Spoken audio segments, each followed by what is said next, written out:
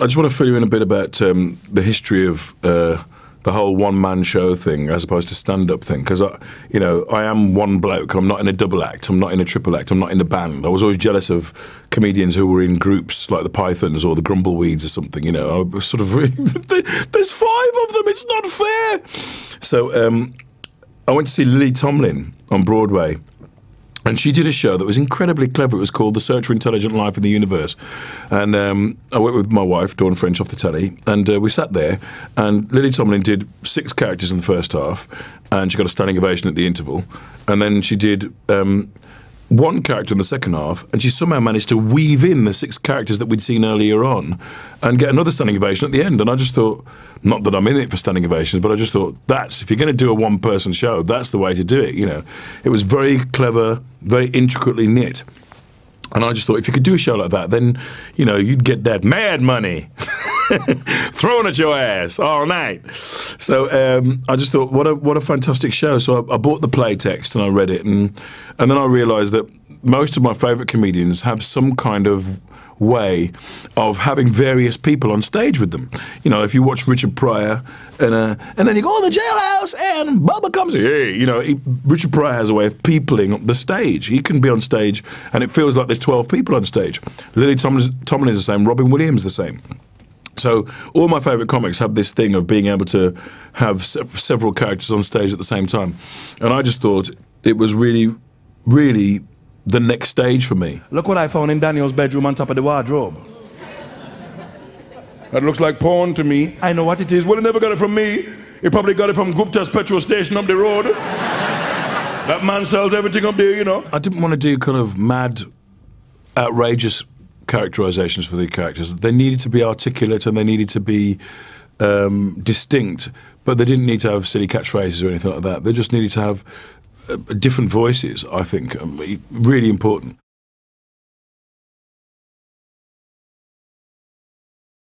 So Lister was a kind of more of a gruff, everyman kind of bloke.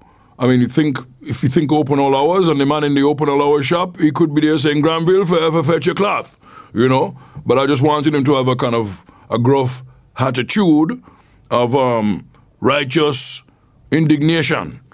And there's a lot of West Indian people who have lots to say about what's in the paper, and what about this, and what about that? And I wanted Lister to be one of those kind of guys. So quite gruff and quite sort of upright, one of those big bull-like men, you know, that you see. But not anything too out of the ordinary, because it was important that he was like us, so universal is the key here. I don't like it when people come in the shop and they read the magazines and they don't want to pay for them. They always say the same thing. It's all right, mate, I'm just browsing. That's not bloody right. We don't go into a brothel and feel up the women and go, it's all right, mate, I'm just browsing. I'll be out here in a couple of minutes. Don't worry about me. I had a fantastic researcher called Steve, who found several Jamaican shopkeepers that I could go and talk to. They always turned out to be either from Africa or not from Jamaica. But there was a place in Kensal Green that I went to. And I asked the guy some questions and everything, but it was very clear that a corner shop that serves the community has to sort of have everything in it. So it's got to be a money-changing thing. It's got to have batteries. It's got to have tights. It's got to sell the Easter bun, the Jamaican cake, the bread. It's got to have records. It's got to sell everything. Videos. They've got to petrol. They sort of have to sell everything, because when people from the community go in there, they want to be able to get hot food, clothes, books, all sorts. So that was the first thing, and that made me laugh. And also this idea of somebody knowing about the community. You all right, Miss McCormack? What you looking for today, darling? It's Miss McCormack. She's a bit blind and half deaf. Excuse me for a sec. You don't mind, do you? You all right, Miss? What you looking for? You want the tampons? Oh, they're right down there by the corned beef, darling. She want the tampons. They're right down there, darling. You want the ones with the wings? Because you like them normally, don't you? She likes the ones with the wings. That's right, ain't it?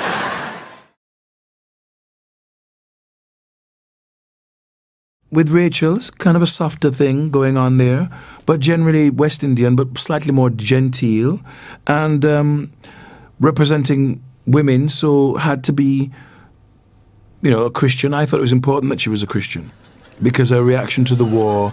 It's men who start wars. Wars begin because men can't see the other person's point of view. And the reason they can't see the other person's point of view is because their willies are in the way. She's being quite truthful about her life and things that she hadn't faced up to that point. And there are a lot of people like that in the world, and a lot of women like that in the world, and I wanted her to be one of those women. The Smell of Wolfman is based on my mum's experience, I think, in a variety of nursing homes. My mum had 24-hour care, and she was very funny about the people that came. But mum would talk about them to their face. You can't cook. What you talking to me like that for? You have some respect. My mum would boss them into doing things. Put on the rice, put a pinch of salt. Now get the ackee, open the tin. Now simmer it for 1 minute. Now get the meat, put the meat, season it. No, use the season hall, not just salt and pepper. You're not at home now. You know, my mum would sort of be cheeky to them. And then when she was in the nursing home, she actually said, what am I doing here with all these old people? What am I doing in here with all these bloody old people? They sit there all day with the worn out teeth, chewing the same piece of bacon over and over, saying the same things to you again and again. It's the only good thing about Alzheimer's, they never run out of conversation. He was so horny and so in your face when he was a young man that, you know, for him to be in a weak, old man, stringy, doddery, Parkinson's disease body is a sort of insult to nature. To him, he would, you know, I mean, there is a suicide attempt. He did try and commit suicide. It was a stupid one, but he did try. And it's, I think for a once powerful man to be trapped in an old man's body is one of the biggest tragedies there could ever be. So I think it's important to put these things across and to make people understand that, you know, like Richard Price says, just because you're old don't mean you're no fool. And that's basically what the Wolfman embodies. But also this thing of, you know, we ignore old people, you know, they're sort of, which I think is why it's so important to spend time. We went to an old people's home in Greenwich when I was researching the last show, and you sit amongst people and their lives are huge. You know, you've got to talk to people and find out what their life was like. It's really important. Well, I used to gun run in South America, you know, well, I used to grow like a ganja, you know. These people have got great stories, you know, and they're, you know, I talked to my mum, she had great stories about her past too, so I wanted that. I wanted the Wolfman to be you know, a fornicating bad guy, carried a big switchblade on his hip, and, you know, one of those bad men, you know, that they sing about in the blues songs, you know.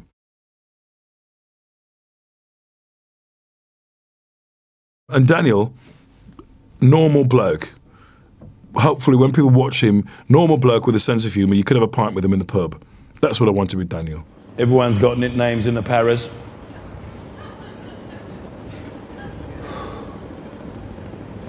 Inky, they call me, because I'm black.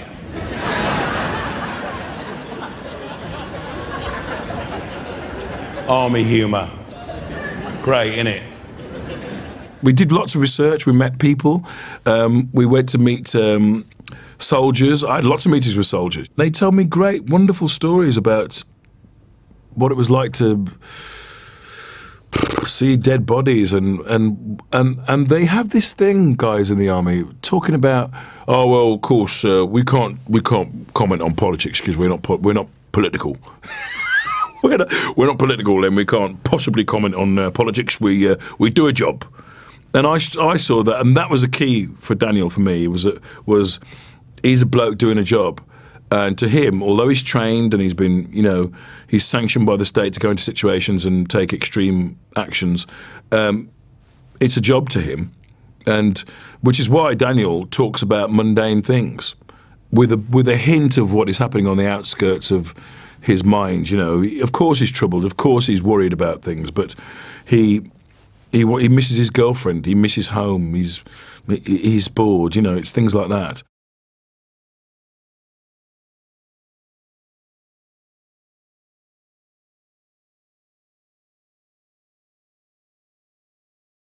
This is Kim Fuller. Well, I've been working with Len for 20, how many years? 4? Since 1981, I'd say. 23. And I did, I started on the 9 o'clock news, I did sketch shows for years, I worked in America Tracy Ullman. I've written for lots of different shows, including Spinning Image, Red Dwarf. I did a series called Staggering Stories, which is mad, off-the-wall, redubbing films. And worked on all Lenny's series. Did all my stuff. We co-created Delbert, Theophilus P. Wildebeest, Deacus.